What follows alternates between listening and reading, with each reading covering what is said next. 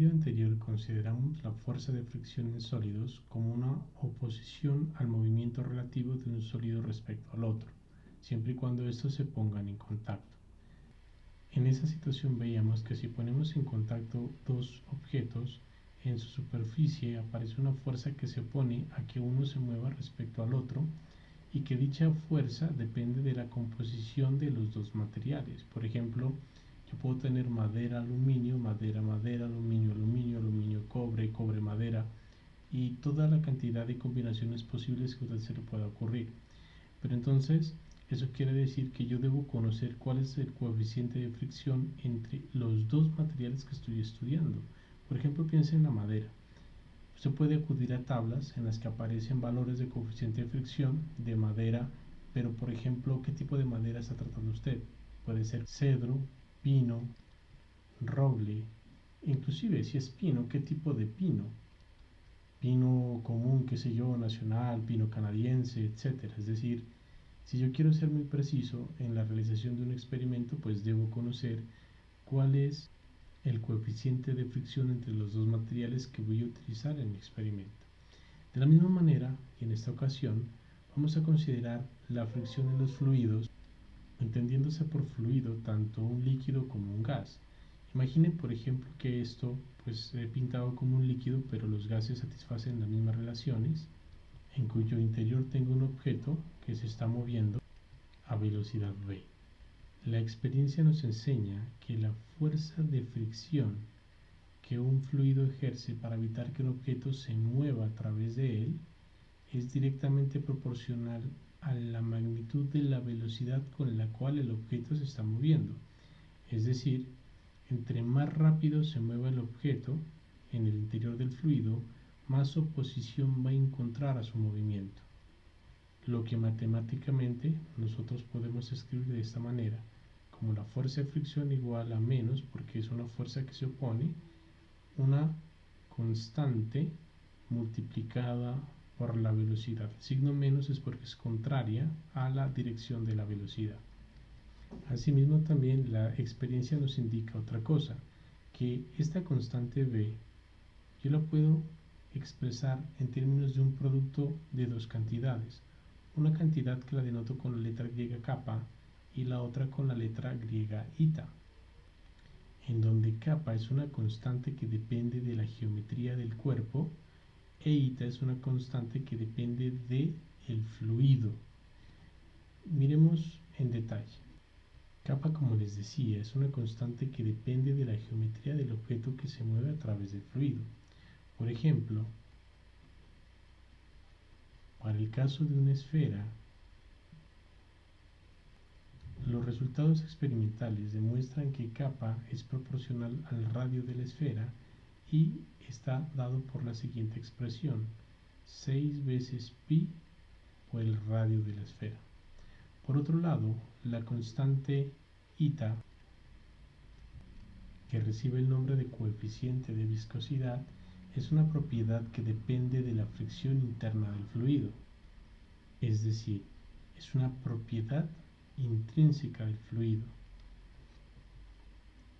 y cuyas unidades son newton por segundo sobre metro cuadrado. La experiencia demuestra que para el caso de los líquidos, si la temperatura aumenta, el coeficiente de viscosidad disminuye, mientras que para los gases, si la temperatura aumenta, el coeficiente de viscosidad aumenta. Asimismo, si nosotros asumimos que sobre el objeto que se mueve a través del fluido ejercemos una fuerza para que se mueva a esta velocidad, el fluido entonces, como estamos diciendo, ejerce una fuerza de fricción opuesta al movimiento.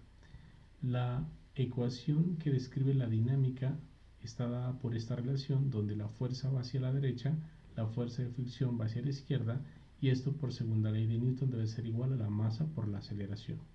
Mire que si recordamos que esto se tiene para la fuerza de fricción en el fluido, donde el signo menos pues ya está considerado aquí, nuestra ecuación dinámica se transforma en esta expresión, la que para el caso de una fuerza constante, la velocidad aumentará gradualmente hasta que todo este término iguale a la fuerza y por ende deje de existir aceleración.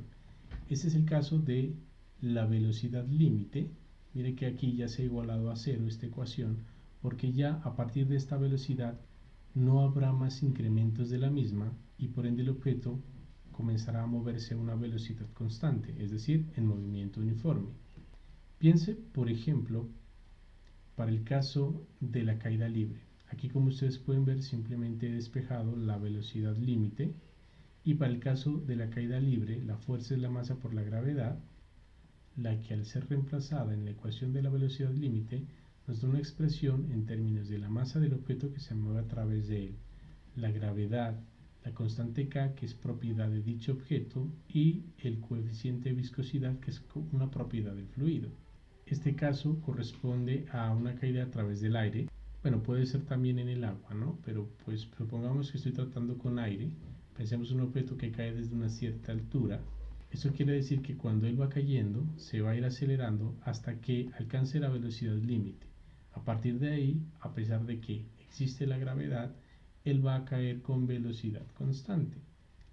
Por otro lado, en su caída hay que considerar el hecho de que existe un empuje ejercido por el aire, aquel empuje que viene de algo conocido como el principio de Arquímedes, y el cual podemos describir de la siguiente manera.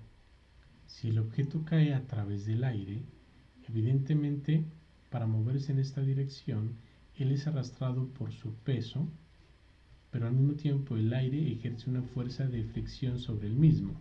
Pero además ustedes aprenderán en su curso de dinámica de fluidos de que el mismo fluido ejerce una fuerza de empuje sobre el objeto, la cual, según el principio de Arquímedes, nos dice que es de igual magnitud que el peso del fluido desplazado por el objeto inmerso en él. Para entender esto, suponga que quitamos al objeto dentro del fluido. Es evidente que él ocupaba un espacio, el que al no estar el objeto va a estar ocupado por el mismo fluido. La cantidad de fluido que ocupa dicho espacio tiene una masa que la denoto como masa del fluido y cuyo peso sería la masa del fluido por la gravedad. Entonces, de acuerdo al principio de Arquímedes, este peso en magnitud es igual a esta fuerza de empuje. Haciendo el diagrama de fuerzas, entonces tendríamos que el peso menos la fuerza de fricción menos la fuerza de empuje debe ser igual a 0, porque en el caso de la velocidad límite ya no hay aceleración, la cual, reescribiendo, nos lleva a que el peso, que es la masa por la gravedad, menos la fuerza de empuje que escapa por ita por la velocidad límite, en este caso, menos la fuerza de fricción, ¿no? Menos la fuerza de empuje, que es la masa del fluido por la gravedad, debe ser igual a 0, de la cual nos permite deducir que la velocidad límite es igual a relación en la que la velocidad límite depende de la gravedad, de las propiedades geométricas del sólido, del fluido y de la masa del sólido y del fluido desplazado. Miremos un ejemplo.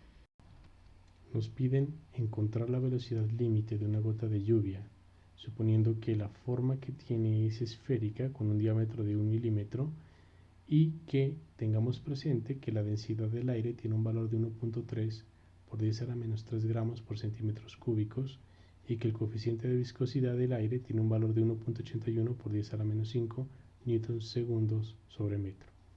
Para ello, pues sacamos primero los datos. Tenemos un diámetro de 1 milímetro que equivale a 0.1 centímetro.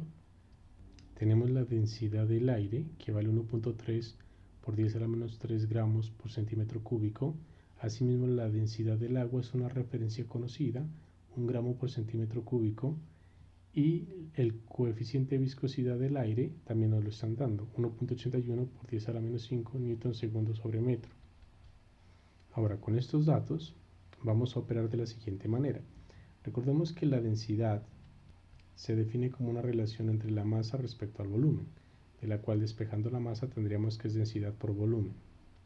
Entonces, la masa del aire y la masa del agua pues se obtendrían con esta misma fórmula, recordando que el volumen es el mismo para los dos materiales, puesto que sería 4/3 de pi por el radio al cubo.